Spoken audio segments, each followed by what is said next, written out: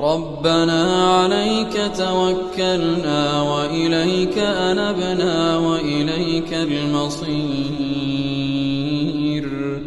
ربنا لا تجعلنا فتنة للذين كفروا واغفر لنا ربنا إنك أنت العزيز الحكيم.